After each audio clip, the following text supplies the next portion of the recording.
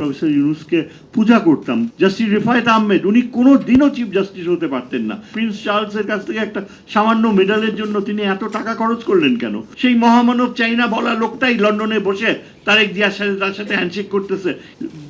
এই যে লন্ডন সফর করে আসলো প্রফেসর ইউনুস, আমি আমার কাছে এটা মোটেও ভালো লাগে নাই। আমি আমার আস্থা হারাচ্ছি প্রফেসর ইউনুসের উপরে।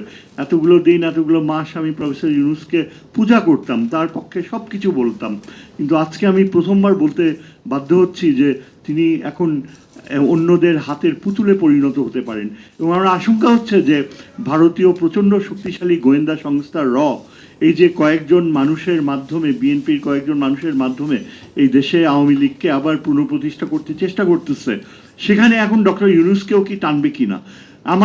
আমি ছাত্রদেরকে অনুরোধ করব, তোমরা সম্পূর্ণভাবে নিজেদের উপর কর্তৃত্ব নাও, নিজের উপর আস্থা রাখো, কারণ তোমরাই প্রফেসর ইউনুসকে বসাইছিল।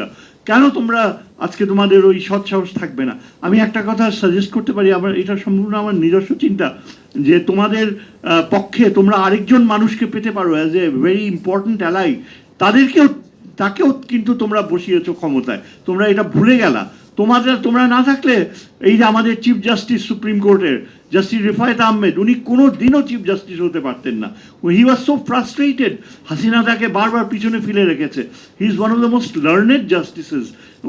ওনার বাবা এই যে জাস্টিস ব্যারিস্টার ইশতিয়াক প্রচুর ত্যাগ স্বীকার করেছে এই দেশে গণতন্ত্রের জন্য। তার মা সুফিয়া আহমেদ, প্রফেসর এমেরিটাস, তিনি যে পিএইচডি থিসিস লিখছে Dhaka university, origins of Dhaka university, সেখানে তার কাজ একটা অসামান্য অবদান ছিল যে কীভাবে কলকাতা কেন্দ্রিক বুদ্ধিজীবীরা বারবার বাধা দিচ্ছে ঢাকা ইউনিভার্সিটিকে, কীভাবে হিন্দুত্ববাদীরা ঢাকা ইউনিভার্সিটির সৃষ্টিকে বারবার ইয়ে করে ধ্বংস করতে চেষ্টা করছে।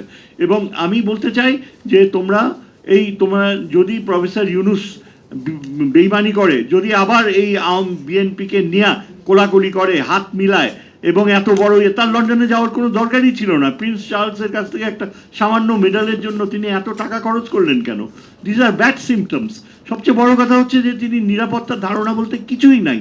সামরিক বাহিনীর ব্যাপারে তার কোনো আগ্রহ নাই। কোনো অযোগ্য লোক থাকলে তাকে তিনি সরাতে চান না। তার অনেক অবদান রয়েছে, যে অনেক টাকা সে লোন টোন রিপেমেন্ট, এগুলো তার অনেক সাকসেসফুল। তার ক্যাবিনেটে বেশ কয়েকজন ভালো ভালো লোক আছে, কিন্তু কতগুলো অপদার্থও তো রয়েছে, এদেরকে তিনি কিচ্ছু করেন না। We can't afford this sort of luxury. আমি আজ সাজেস্ট করবো তোমাদের ছাত্রদের যে তোমাদেরই সিলেক্ট করা এই যে জাস্টিস রেফায়েত প্রায় 5-6 বছর আগে যখন প্রেসিডেন্ট ট্রাম্পকে রিমুভ করা হচ্ছিল, তার বিরুদ্ধে ইমপিচমেন্ট প্রসিডিংস হচ্ছিল, হার্ভার্ড ল স্কুলের এক প্রফেসর এই সব প্রসিডিংসগুলো তৈরি করতেছে যে কীভাবে ট্রাম্পকে ইমপিচ করা যায়।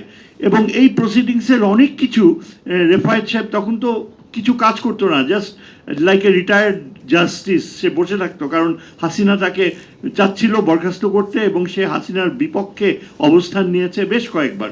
সে ফ্রাস্ট্রেটেড হয়ে ওইগুলো আমাকে পাঠিয়েছিল একবার হলুদ দাগ দিয়া, যে এই যে কীভাবে ট্রাম্পকে ইমপিচ করা হচ্ছে, এই প্রক্রিয়াটা হাসিনার বেলায়ও প্রয়োগ করা যেতে পারে, সেটা সে লেখে নাই কিন্তু দাগ দিয়ে দিছিল। এবং আমি তখন থেকেই বুঝতে পারছি যে he is goat unusual knowledge.